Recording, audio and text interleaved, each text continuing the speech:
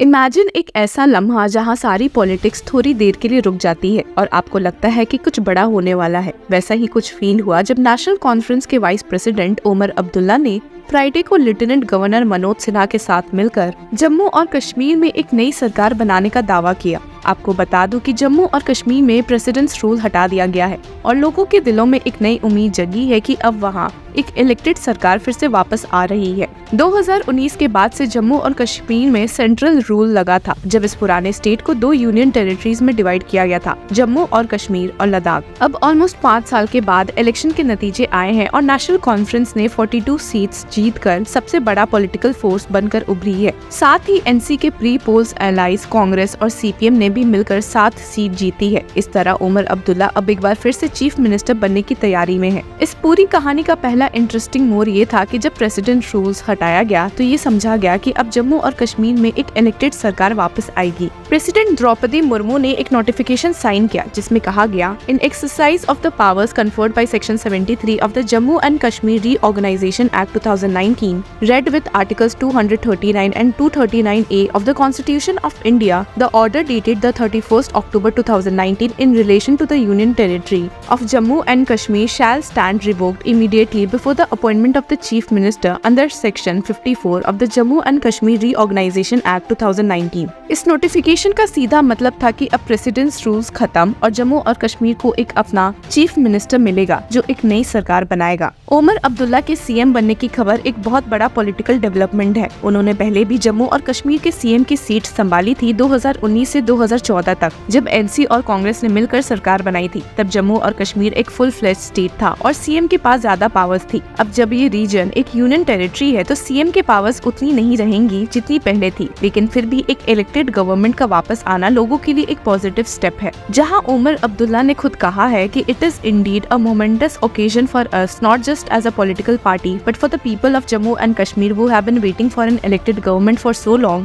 वहीं दूसरी ओर आपको बता दूं कि सुप्रीम कोर्ट में फाइल की गई पिटिशन को 2 महीने के अंदर वहां पर स्टेटहुड रिस्टोर करने की मांग करते हैं, पर भी कुछ फैसला सुप्रीम कोर्ट की ओर से सुनने को मिल सकता है, क्योंकि आपको याद होगा कि आर्टिकल 370 की एप्लीकेशन के साथ सुप्रीम कोर्ट ने एसजी तुषार मेहता के अश्योरेंस पर सेंटर को जल्दी स्टेट के स्टेटहुड को रिस्टोर करने को कहा था। लेकिन पीएम नरेंद्र मोदी और होम मिनिस्टर अमित शाह ने ये वादा किया था कि इलेक्शन के बाद वहाँ पर स्टेटहुड जल्दी रिस्टोर किया जाएगा। खैर, इस मामले में लीगल एक्सपर्ट्स की तरफ से आए ओपिनियन तो हम आपके साथ पिछली वीडियो में डिस्कस कर ही चुके हैं। और अब क्योंकि जून 2018 के बाद से जम्मू और कश्मीर जो एक इलेक्टेड गवर्नमेंट के बिना चल रही थी, जब भारतीय जनता पार्टी ने पीपल्स डेमोक्रेटिक पार्टी के साथ अपना अलायंस तोड़ दिया था और तब की सीएम महबूबा मुफ्ती ने रिजाइन कर दिया था, एक बार फिर से एक नई सरकार के साथ दिखने वाली है। उस वक्त जम्मू और कश्मीर में एक पॉलिटिकल क्राइसिस शुरू हो गया था। गवर्नर सत्यपाल मलिक के नवंबर 28, 2018 को जम्मू और कश्मीर लेजिस्लेटिव असेंबली को डिसॉल्व करने पर महबूबा मुफ्ती कांग्रेस और नेशनल कॉन्फ्रेंस के सपोर्ट के साथ गवर्नमेंट बनाने की कोशिश कर रही थी। उसके बाद दिसंबर 19, 2018 को प्रेसिडेंट रामनाथ कोविंद ने एक नोटिफिकेशन जारी किया जिसमें प्रेसिडेंट्स रूल लगाने का फैसला किया गया। ये फैसला आर्टिकल 356 के तहत लिया गया था, जो एक स्टेट में प्रेसिडेंट्स रूल लगाने के लिए यूज होता है।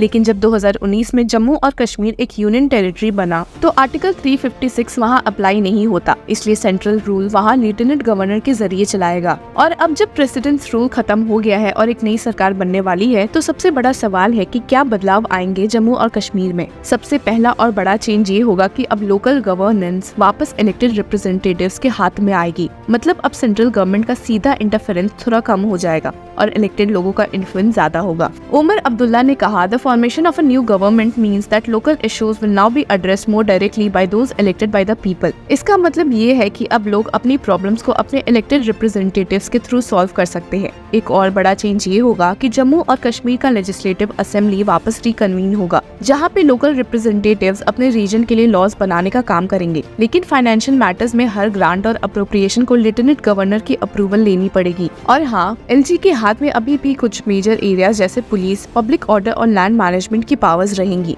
जम्मू और कश्मीर की पॉलिटिक्स में एक और ट्विस्ट ये है कि लेफ्टिनेंट गवर्नर के पास अब पावर्स है 5 एडिशनल मेंबर्स को जम्मू और कश्मीर असेंबली में नॉमिनेट करने की। ये काफी बड़ा इशू बन गया है, क्योंकि अगर हंग असेंबली होती है तो इन नॉमिनेटेड मेंबर्स का रोल काफी क्रूशियल हो सकता है। बीजेपी के लोकल यूनिट के वाइस प्रेसिडेंट सोफी यूसुफ ने क्लेम किया कि इन नॉमिनेटेड मेंबर्स में से सभी बीजेपी के होंगे जो गवर्नमेंट फॉर्मेशन को अफेक्ट करेंगे। ये नॉमिनेशन का प्रोसेस 2023 के अमेंडमेंट के बाद आया, जिसमें एलजी को ये पावर दी गई कि वो 5 लोग नॉमिनेट कर सके, जिसमें 2 वुमेन मेंबर्स, 2 माइग्रेंट्स जिसमें एक वुमेन हो और एक displaced person Pakistan occupied Kashmir से हो सकता है। ये पूरा नॉमिनेशन का कॉन्सेप्ट अपोजिशन के लिए एक काफी बड़ा इशू बन गया है। कांग्रेस और एनसी जिसे अपोजिशन पार्टीज ने इस मूव को डेमोक्रेसी को सबवर्ट करने का प्लान कहा है। सीनियर कांग्रेस लीडर जयराम रमेश ने कहा, Facing imminent defeat, the BJP is playing desperate games to engineer a majority and hoping for a hung assembly to aid them in their subterfuge. उन्होंने कहा कि बीजेपी का ये प्लान जम्मू और कश्मीर के लोगों के मैंडेट को ऑल्टर करने की कोशिश है। कांग्रेस के दूसरे लीडर केसी वेणुगोपाल ने भी इस बात का सपोर्ट किया है और कहा, The misuse of institution and the center's power to alter the mandate will not be tolerated. उन्होंने इस मूव को डेंजरस और अनकॉन्स्टिट्यूशनल कहा और बोला कि ये जम्मू और कश्मीर के लोगों के साथ एक धोखा है।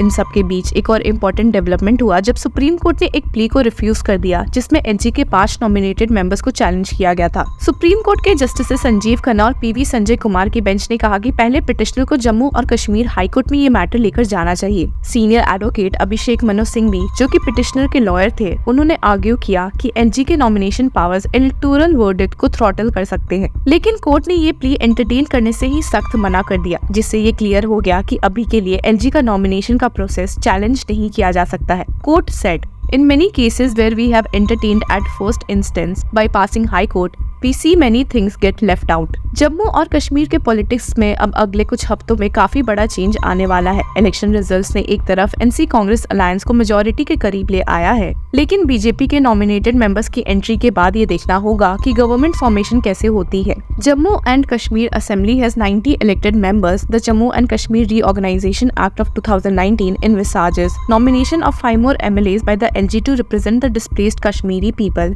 and those from Pak-occupied Kashmir. This raises the majority mark in the assembly from 45 to 48. Recently conclude हुए assembly elections में India Coalition of Jammu and Kashmir National Conference, Indian National Congress and the Communist Party of India Marxist secured 49 seats in the assembly, putting them above the majority mark of 48 even in case of nomination of 5 members. एक तरफ ओमर अब्दुल्ला वापस CM बनने की तैयारी कर रहे हैं और दूसरी तरफ बीजेपी का नॉमिनेटेड मेंबर्स का प्लान अपोजिशन के लिए एक बड़ा चैलेंज बन गया है। क्या जम्मू और कश्मीर के लोगों को एक स्टेबल गवर्नमेंट मिलेगी या फिर हंग असेंबली और नॉमिनेशन के चक्कर में पॉलिटिक्स और भी कॉम्प्लिकेटेड होगी, ये देखना अभी बाकी है। जो भी हो, जम्मू और कश्मीर का पॉलिटिकल फ्यूचर अब नए मोड़ पर आ गया है। आपके इस पर क्या राय है, हमारे साथ जरूर शेयर करें। Until then, keep following law चक्रा।